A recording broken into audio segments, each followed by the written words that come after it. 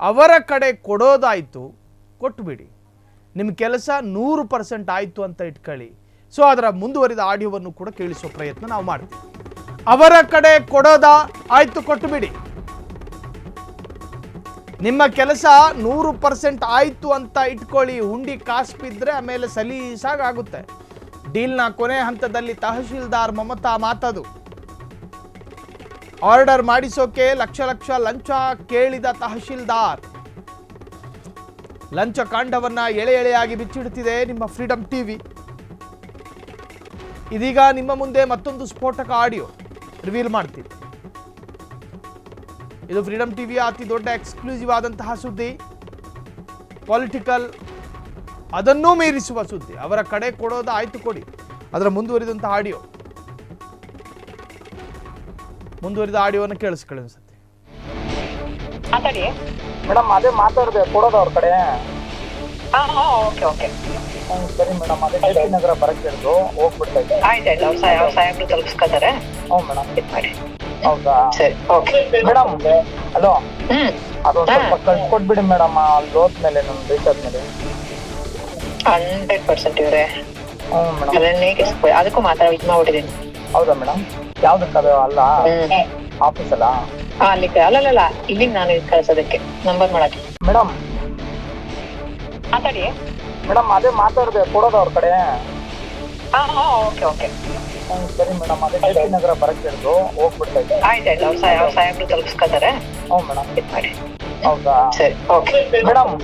Hello, ಅದೊಂದು ಸ್ವಲ್ಪ ಕಳ್ಸ್ಕೊಟ್ಬಿಡಿ madam. ಅಲ್ಲಿ ಹೋದ್ಮೇಲೆ ನಾನು ರೀಚ್ ಆದ್ಮೇಲೆ 100% ಇವ್ರೆ. ಹ್ಞೂ ಮೇಡಮ್. ಅದನ್ನೇ ಅದಕ್ಕೂ ಮಾತಾಡ ಇದು ಮಾಡ್ಬಿಟ್ಟಿದ್ದೀನಿ. ಹೌದಾ ಮೇಡಮ್? ಯಾವ್ದಕ್ಕದು? ಅಲ್ಲ ಆಫೀಸ್ ಅಲ್ಲ? ಅಲ್ಲಿ ಅಲ್ಲಲ್ಲ. ಮಮತಾ ಭಂಟ ಅಲ್ಲಿಗೆ ಬಾ, ಇಲ್ಲಿಗೆ ಬಾ, ಕಟ್ಟ ಕಡೆಯದಾಗಿ ಜೆ.ಪಿ. ನಗರಕ್ಕೆ ಬಾ, ಬರುವಾಗ ತಗಂಡು ಬಾ, ಕೊಡ್ಲಾ ಮೇಡಮ್ ಅಂತ ಹೇಳಿ ದೂರುದಾರ ಮೇಡಮಿಗೆ ಫೋನು. ಮಮತಾರಿಗೆ ಅದೇನು ಖುಷಿನೋ ಏನೋ, ಕೊಟ್ಟುಬಿಡಿ. 100% ಆಗ್ಬಿಡುತ್ತೆ ನಿಮ್ಮ ಕೆಲಸ. ಹುಂಡಿ ಕಾಸು ಬೀಳಬೇಕು, ಬಿದ್ದ ನಂತರ ಜಿಲ್ ಅಂತ ಶಬ್ದ ಬರಬೇಕು, ಬಂದು ಕೂಡಲೇ ನೀವು ಹೇಳಿರೋ ಕೆಲಸ ಮುಗಿಯುತ್ತೆ. ನೋಡಿ, ನಿಮಗೆ ಸರ್ಕಾರ ಕೂರಿಸ್ಕೊಂಡಿರೋದು ನಿಮಗೆ ಬೇಕಾದವರಿಗೆ ಕೆಲಸ ಮಾಡಿಕೊಟ್ಟು ದುಡ್ಡು ಪೀಕೋದಕ್ಕಲ್ಲ. ಎಲ್ಲ ಸೌಕರ್ಯಗಳನ್ನು ಕೊಟ್ಟು ನಿಮ್ಮನ್ನು ಆ ಸ್ಥಾನಕ್ಕೆ, ತಹಶೀಲ್ದಾರ್ ಅನ್ನೋ ಸ್ಥಾನಕ್ಕೆ ಕೂರಿಸಿರೋದು.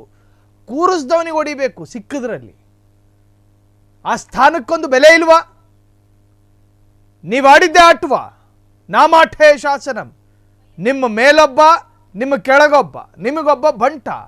ಫೋನ್ ರಿಸೀವ್ ಮಾಡೋದಕ್ಕೊಬ್ಬ, ಫೋನ್ ಮಾಡೋದಕ್ಕೊಬ್ಬ, ತಗೊಂಡು ಬಾ ಅನ್ನೋದಕ್ಕೊಬ್ಬ, ಕೊಟ್ಟಿರೋದನ್ನ ಇಸ್ಕೊಂಡು ಬರೋದಕ್ಕೊಬ್ಬ. ಅದನ್ನ ನೀವು ಹಂಚ್ಕೊತೀರಿ. ಏನು ಕೇಕ್ ಅನ್ಕೊಂಡಿದ್ದೀರೇನು? ಆಳಿಗೊಬ್ಬರು ಹಂಚ್ಕೊಂಡು ತಿನ್ನೋದಿಕ್ಕೆ. ಲಂಚ ತಿಂದು ಬದುಕುವ ಹೇಸಿಗೆ ಬುದ್ಧಿ ಅಲ್ವಾ ಅದು? ನಿಮ್ಮ ಸ್ಥಾನಮಾನಕ್ಕೆ ಶೋಭೆ ತರುತ್ತಾ? ನಿಮಗದು ಸಮಂಜಸ ಅನಿಸುತ್ತಾ? ಆ ಸ್ಥಾನಕ್ಕೆ ಬೆಲೆ ಇಲ್ವಾ? ಮಮತಾ ಮೇಡಮ್ಮು, ಉಪ್ಪು ತಿಂದವರು ನೀರು ಕುಡಿಲೇಬೇಕು. ಲಂಚ ವ್ಯೂಹಕ್ಕೆ ಬಿದ್ದಿದ್ದೀರಿ, ಆ ಸುಖವನ್ನು ಅನುಭವಿಸಿದ್ದೀರಿ. ಕಾಂಚಾಣದ ನೋಟಿನ ಬಿಸಿಯನ್ನ ಕೈಯಾರೆ ಮುಟ್ಟಿ ಆನಂದ ಪಟ್ಟಿದ್ದೀರಿ. ಆ ನಿಮ್ಮ ವಿನೋದಗಳೆಲ್ಲವೂ ತಾತ್ಕಾಲಿಕ ಅಷ್ಟೇ. ಕಾನೂನಿದೆ, ಇಲ್ಲಿ ಸತ್ತಿಲ್ಲ. ಕಾನೂನು ಸತ್ತಿಲ್ಲ. ಲಂಚ ತಿಂದು ಬೆಳೆಸಿಕೊಂಡಿರುವ ಕೊಬ್ಬನ್ನ ಕರಗಿಸೋದಕ್ಕೆ ರಾಜ್ಯದಲ್ಲಿ ಕಟಕಟೆ ಇದೆ. ಕರಗುತ್ತೆ ಕೊಬ್ಬು. ಒಂಟೆಯ ಕೊಬ್ಬು, ಒಂಟೆ ದೇಹದಲ್ಲಿ ಮಾತ್ರ ಕೊಬ್ಬು ಶೇಖರಣೆ ಆಗಬೇಕು, ಮನುಷ್ಯ ಜೀವಿಯಲ್ಲ. ಕರಗಬೇಕದು, ನಿಸರ್ಗದ ನಿಯಮ.